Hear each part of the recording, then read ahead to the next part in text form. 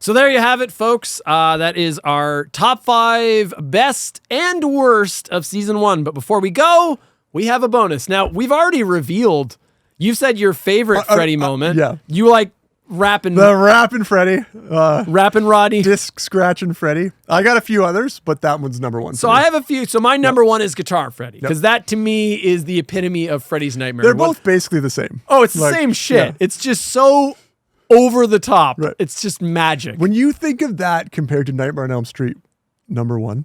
It's not Elm Street 1. It's Elm Street 4. It's Elm Street 4 is what it is. No, I know, but to go from this to this, like, how did we get there? Right. Yeah, how did that happen? Yep. Well, it happened. We went to this, and then we went to that, and then we went to this. It didn't happen overnight, but it happened. Yeah, Yep. right. Yep. So I've got a couple notable Freddy moments. You've written a few down as well. Yep. Just go back and forth. Yep. But so like we've already said this, but just quickly reiterate. Freddy's role on the show is interesting. I mean, you had that theory that he is the main antagonist of the show. I disagree with that. I think he's supposed to be a fourth wall breaking host. Yep. I think he's supposed to be the host of the show. He's clearly like a crypt keeper type character. And he shows up at the beginning of the episode, in the middle, and then at the end capper of the episode. And then there's those little bumpers that are like commercial breaks, but it knows he doesn't talk. It's just like a still. Yeah. It's just like Freddy's Nightmares. Yeah. And then it fades, and then it comes back. It's just like, it's exactly. I didn't know that bumper was the word for that, but yeah, commercial bumper. But most of the time he's not actually in the show. Sometimes he does show up like mid-episode. Like, it's not so when Freddy shows up, he's in like the dream world. They made like a little set for him. Yeah. It's like his little dream world set, and he's got like props, and he usually has a prop for the episode. Very rarely does he show up in the world of the episode. His cutbacks are usually like the Crypt Keeper's house. You know what I mean? Yeah. But sometimes he is in the episode. Like, he'll actually, for like one shot, show up or something. But that's how he functions in the show. So without further ado, let's get to some of our best and worst of or favorites of them. Sorry, no, we're not doing worst. These are actually things we like. Sorry. Yeah.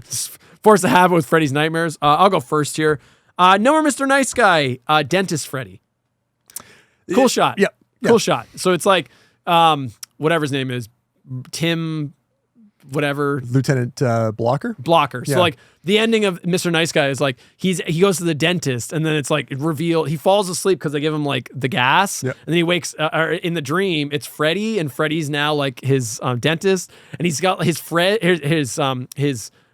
glove turns into like dental drills. They're replaced by dental implements. Yeah, and one of them is like a drill. Yep. And you don't see what happens to Blocker, but you just see Freddy go like, and it's like, nee. That's cool. Yeah. Oh, those teeth. I'm afraid they'll all have to go. You tell Freddy when it doesn't hurt. You're dead! Big deal!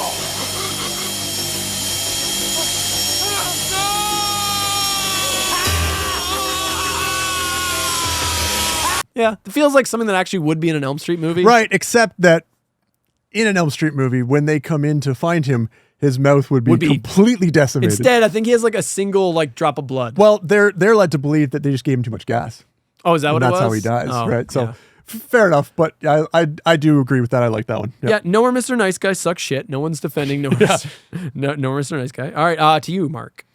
What do you got? In no particular order. In Rebel Without a Car, Freddy sitting in a drawer wearing women's underwear on his head. Oh, I remember this shot. Yeah. Like, panty raid, but he doesn't say that. Yeah, no, I don't even remember what he says. No, I do remember this shot. He like grabs a pair of panties and like. And understand, I'm not saying that I necessarily like it, but I also captured ones where I'm just like, what? What? Yeah.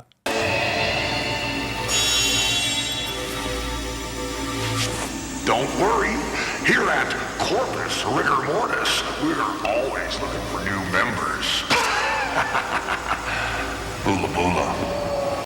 So, yep. Okay, I got from your fucking favorite episode, Do Dreams Bleed? There's actually a cool shot of like, it shows like a newspaper and it catches on fire, and then it transitions to the Freddy world. and Freddy like grabs, he has like an axe in his hands, and he's like, the chopper, talk about cut rate competition. And he like snaps the axe. Yeah. It's kind of funny. It's decent. It's decent. Yep. I like that. Yeah, this is a fun little moment. The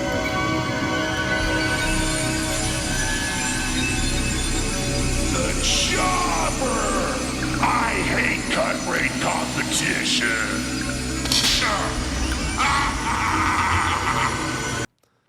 Black Ticket, we already talked about Freddy as the bird and the cuckoo clock. Yeah. But there was also Freddy as a nightlight. Yeah, yes. They actually built that prop. Right. Yeah, it's it's just random. Yeah, she like has a nightlight for her baby, and it's like it's Freddy's head. Now it's Freddy. Yep. That's got to exist. That has to be real. Like somebody made a Somebody send us the real Freddy's one. No, I don't. and I bet you that's Yeah. please send it to us, and it will appear. We'll put it on the /cinema on the sacred /cinema podcast desk. Yep. Yeah. Someone that has to be a real prop. Like, sorry, not prop. That had to be a real production thing. Somebody had to have made that. Yeah. I mean, for the episode, they clearly made it. What I mean is, I bet you a real company made that as a thing. Like, that was probably real merchandise. Yeah. You know, if it is, I'll put it up on the screen right now. Yeah. It's probably on eBay for $300. In Freddy's Tricks and Treats, I was surprised neither one of us talked about this in either best or worst. This is again one of the few episodes where Freddy's actually the antagonist in the episode. There's two things that are cool. One, there's a Halloween 3 reference. So at one point, she gets a pumpkin mask stuck to her face, and she can't get it off. Tell me that wasn't a Halloween 3 reference. It's literally, it looks very similar to the pumpkin mask in Halloween 3 too. And she's like trying to pull it off, and it won't come off. Maybe I'm reading too much. I don't know. You wanted it to be true. I know. I really do. And then at the ending, Freddy appears, one of the very few Freddy effects in the show. He appears on a TV, and then like he starts controlling the wires attached to the television, and then the wires form a claw, and they snake along the ground, and then and then go after the girl. That was a cool effect. Pretty good. That is a Nightmare on Elm Street effect. Hey, babe. More power to you.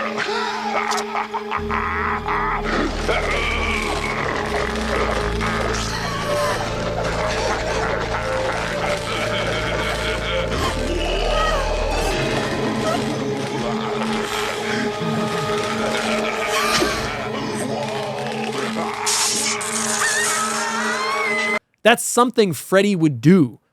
Creative. Yeah. Again, if they just gave these people some fucking money to work with, they could have done more of these, you know? That was a cool effect. I liked it. And it's like, I could totally see that being in any one of these movies. Like, you know, when Freddy kills the girl in 3, where he's TV Freddy, it's like, I could have seen them doing that where the wires come out of the TV and grabbed her and then lifted her up with the wires. Right. Like, that's a Freddy effect. Yep. You know, it's good. Yeah. Love Stinks, Freddy waxing a surfboard. Yes. Yeah, why not? Yep. Yeah. That's like at the ending, I think. I think that's the end, the epilogue little thing. Identity Crisis. This is one of the few times Freddy's actually interacting in the episode. Do you have this? I think I might have the same one. Yeah, so Freddy is in a microwave. This is great. So it's just like, I don't remember what's happening, but there's like, all of a sudden it cuts to like the microwave and Freddy's inside like sitting in it. And it's like, they clearly did like an effect that green screened him in, right? They composited him in. And then all of a sudden the microwave turns on and he like starts getting electrocuted and then he just blows up. He just explodes. And I was like, Buddy Boy's a bit behind the times, but I'm about to give him a little food for thought.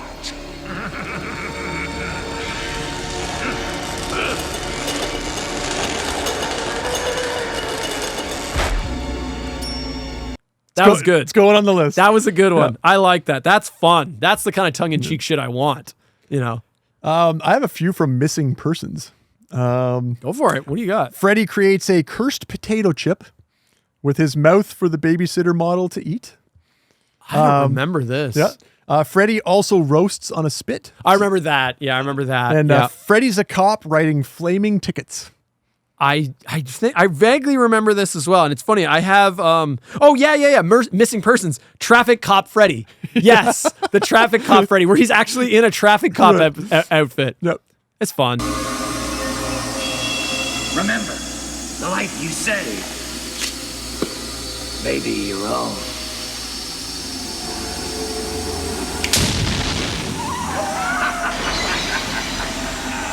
Yep. You know what? I know you don't like MTV, Freddy. Dude, Freddy in funny things can be fun. I don't mind MTV Freddy when they just go MTV Freddy. That's why you don't mind part 6 as much as I hate it, right? Yeah. Because 6 is just like, fuck it. Yep.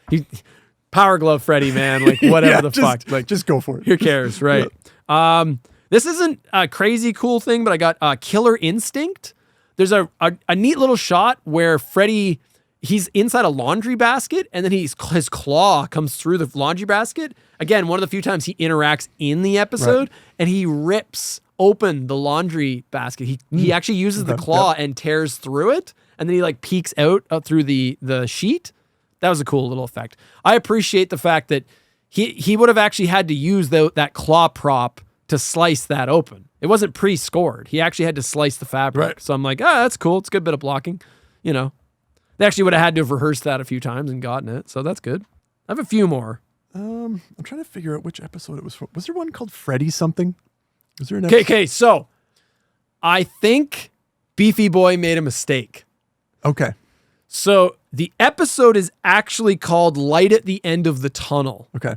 But on the Blu-ray, he titled it Freddy something, but that's not actually the episode title. That's the episode of the fake sitcom intro. Oh, okay. Which is what you're about to talk about, I'm guessing, right? When he kills the sitcom family? I was just going to say he's eaten by an alligator in the sewer. Oh, that happens, and Freddy the Poet. I don't remember that. Yeah. He crushes a skull or something? I don't remember this.